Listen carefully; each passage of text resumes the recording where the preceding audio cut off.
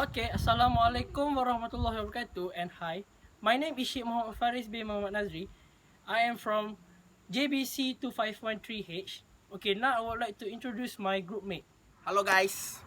So my name is Takif Umay bin Saiful Zaman. Hello, my name is Muhammad Afiq bin Rashdan. Hi, I am Nur Khairah Shafra binti Abdullah. Hi everyone, I'm Nur Shakira Amni binti Muhammad Sabri. Hi, and I'm Nushar Shaza binti Zahrin. Okay, so today we would like to talk about our topic that we chose, which is financial crisis 2008. Okay, I would like to talk about the introduction. Okay, financial crisis 2008 was a severe worldwide economic crisis considered by many economists to have been the most serious financial crisis since the Great Depression of the 1930s. The crisis began with a depreciation in the subprime mortgage market in the United States and developed into a full-blown international banking crisis with the collapse of the investment bank Lehman Brothers. Excessive risk-taking by banks such as Lehman Brothers helped to magnify the financial impact globally. So, I would like to explain about the impact on financial crisis in 2008. The first one is impact on finance. For capital flows, like other Asian countries, Malaysia suffered a capital flight since the second quarter of 2008. Bank and financial institutions in the United States and the West reduced their international businesses and focused on their home markets. There was a big drop in funds flowing into Malaysia. For the second one is the banking system. The impact of the crisis on the Malaysian banking system was relatively modest as domestic banks had negligible exposure to US subprime loan products. Also, domestic banks have strengthened and built significant buffers during the decade after the AFC. At year 2008, the banking system risk-weighted capital ratio and core capital ratio were maintained at high level of 13.1% and 10.6% respectively. I will continue about the impact on financial crisis in 2008. Okay, so the impact of the crisis on the financial and trade routes is working its way through the real economy in terms of loss in output, trade and also job. Recent data released by the Malaysian Department of Statistics show that Malaysia Industrial Production Index (IPI) for January 2008 fell 19.8% on a year-on-year basis and 4.0% on a month-on-month basis. The last impact is labour and employment. The impact of the crisis on unemployment in Malaysia is not quite as alarming as compared to that in other countries.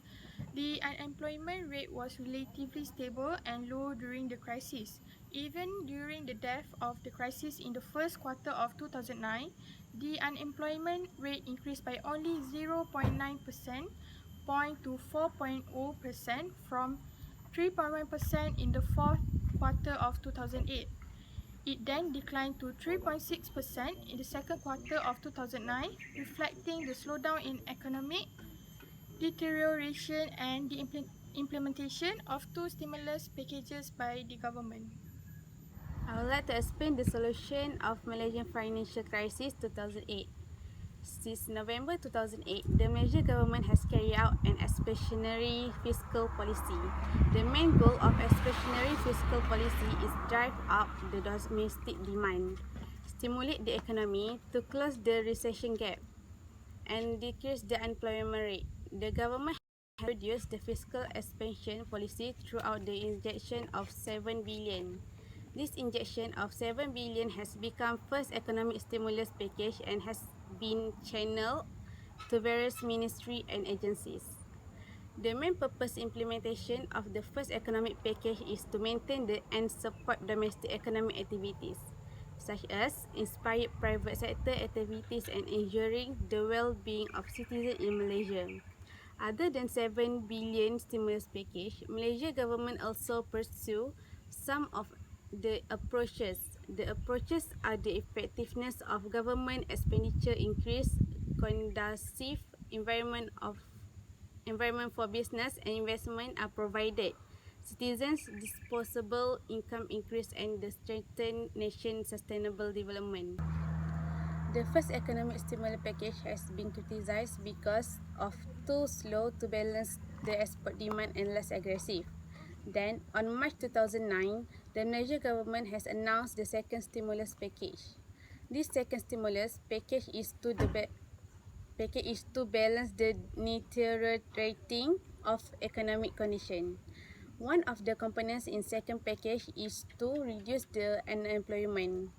Government are providing training and creating job opportunity. Both of these two stimulus package must perform and executed instantaneously and objectively to wind down the burden of Malaysian and emphasize private sector confidence. Consumer confidence will enhance because of the private confidence increase. Besides, it also help to keeping up the economy to challenge the external economic pressure. Okay, the next solution is stability of banking system. Over the last decade, financial stability has become one of the key focuses among the policy makers because financial instability can be costly on the economy. Bank Negara Malaysia is the key authority promoting the financial stability, while central bank responsible to handle up risk of financial stability. Bank Negara Malaysia effort is to transform and strengthen the banking sector through a massive consolidation.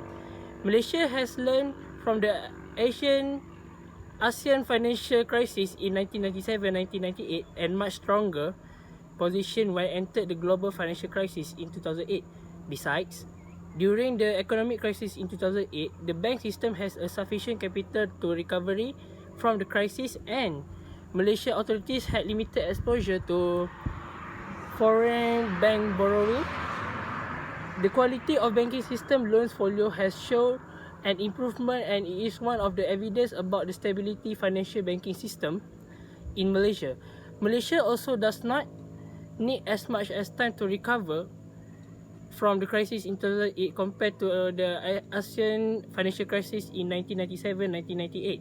This is because crisis in 2008 is not seriously affected financial crisis. The main key factor that anticipates Malaysia from slipping in a deep recession is a strong banking sector's performance. In addition, demonstrations from the equity, money, foreign exchange, and derived market have shown an improvement over the last decade. The next solution that Malaysia can take is positive economic outlook. As stated and explained before, the fiscal stimulus package and easing monetary policy is one of the components of Malaysia to ride out from the crisis. Malaysia is one of the major export market and positive economic outlook across the region.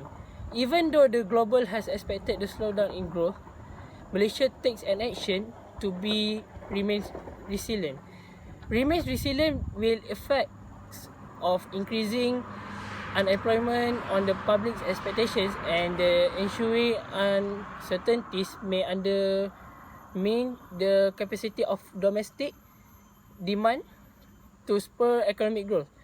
Bank Negara Malaysia in 2009 stated that there was a rising from 97.7 to 105 and 105.2 from June to July in industrial production. Since July 2009, various economic indicators suggest improvement. As for the conclusion for the financial crisis 2008, Malaysia have been largely fell through a contraction aggregate demand caused by the collapse export either direct and indirectly to the United States. Malaysia GDP grows slowly down to 0.1% in the last quarter of 2008 and negative 6.2% and negative 3.9% in the first quarter of 2009. This contraction have already cooled down economy. Not only did manufacturing slow down certainly, but overall GDP rate nation had fallen significantly below its target vision 2020 rate for 2000 and 2007, which was to achieve as per capita income of 15,450 by 2020.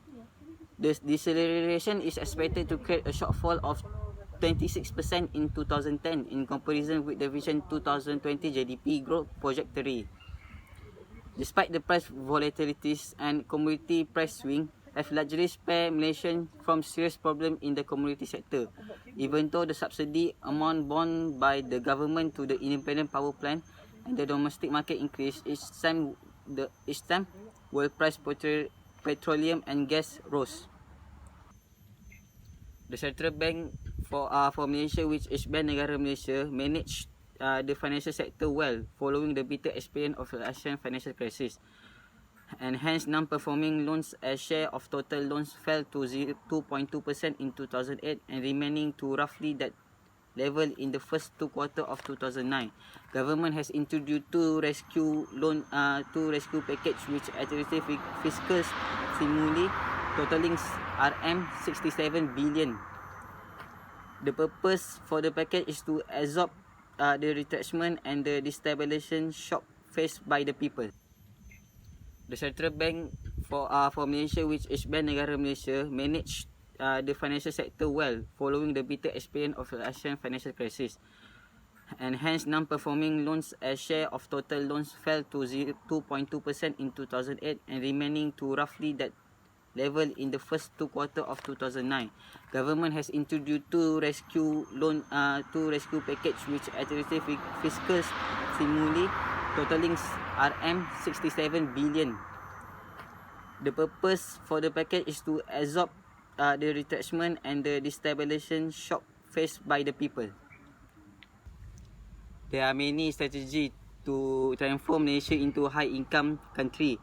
One of the strategies is to maintain strong microeconomic fundamental and the excellent financial policies undertaken by the government and its key agency. Second is bring much greater balance between external and domestic source of demand by significantly increase the latter. And lastly, ensure better targeting of stimulus and development package. Thank you. Okay, that's all from us. Thank you and Assalamualaikum.